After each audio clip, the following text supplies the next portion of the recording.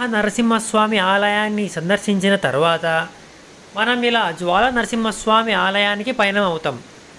అప్పుడు చూడండి, ఇక్కడ ఒక కథ ఉంది. హిరణ్యకశిపుడు వేదాద్రి గరుడాద్రి పర్వతాలను ఆక్రమించుకొని తన సామ్రాజ్యం ఉండేది. ఆ రోజుల్లో పర్వతాల మీదే హిరణ్యకశిపుని సామ్రాజ్యం ఉండేది. కొన్ని వందల మంది ఆ సామ్రాజ్యాన్ని కట్టడం జరిగింది. అలా ఉన్న క్షణంలో ప్రహ్లాదుడు ఇప్పుడు మాలోల నరసింహస్వామి టెంపుల్ నుంచి ఒక కిలోమీటర్ దూరంలో ఉన్న ప్రహ్లాద బడి ఉంది. సో ప్రహ్లాద బడి అక్కడకు వచ్చేవాడు. ప్రహ్లాదుడు తన విద్యా విధానాల కోసం ఇక్కడికి వచ్చేవాడు. ఆ ప్రహ్లాద బడి కూడా నేను మీకు ఈ వీడియోలో చూపిస్తాను, రాబోయే వీడియోలో. అక్కడ చదువుకునేవాడు. నరసింహస్వామి ఆ విష్ణువు యొక్క నామస్మరణ మనకు ముఖ్యంగా ఆ ప్రహ్లాద బడిలోనే మనకు స్టార్ట్ అవుతుంది. ఇలా ప్రహ్లాదుడు తన విష్ణువు తలుచుకుంటూ అక్కడ ఉండేవాడు.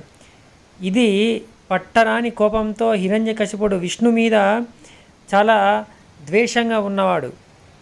ఇలా ఉన్న సమయంలో ఆ సామ్రాజ్యంలో ఒకరోజు పండితులు ప్రహ్లాదుని పిలుచుకుని వచ్చారు.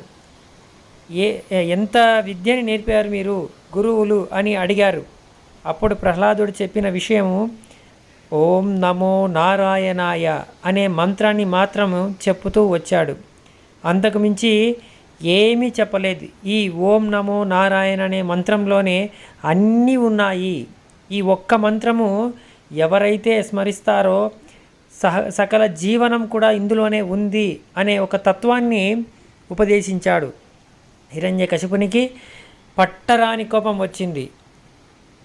ఆ నామంలో ఉన్న తత్వాన్ని గ్రహించలేకపోయిన హిరణ్యకశిపుడు నీ విష్ణువు ఈ స్తంభంలో ఉన్నాడా అని అడిగినప్పుడు ప్రహ్లాదుడు స్తంభంలో ఉన్నాడు, విష్ణువు ఇక్కడే ఉన్నాడు, అంతటా ఉన్నాడు అని చెప్పుకురావడం జరుగుతుంది. అయినా వినని అహంకారుడైన హిరణ్యకశిపుడు తన గదతో ఒక్కసారిగా ఆ స్తంభాన్ని, ఇప్పుడు చూస్తున్న ఆ ఉక్కు స్తంభాన్ని కొట్టడం జరుగుతుంది. ఆ ఉక్కు స్తంభమే ఒకప్పటి హిరణ్యకశిపుని రాజ్యం. అది అక్కడి నుంచి నరసింహస్వామి ఉద్భవించి ఆ సామ్రాజ్యాన్ని అంతా పెల్లవికలు చేశాడు. ఆ వచ్చిన రాళ్ళే ఈరోజు ఆ అహంకారాన్ని తొక్కుకుంటూ మనము నరసింహస్వామిని దర్శించుకుంటాం. అందుకే ఈ రాళ్ళు నిదర్శనం. ఈ రోజుటికే ఆ అహంకారం అనేది మన పాదాల కిందే ఉంటుంది. అవి తొక్కుకుంటూనే మనం వెళ్తాం.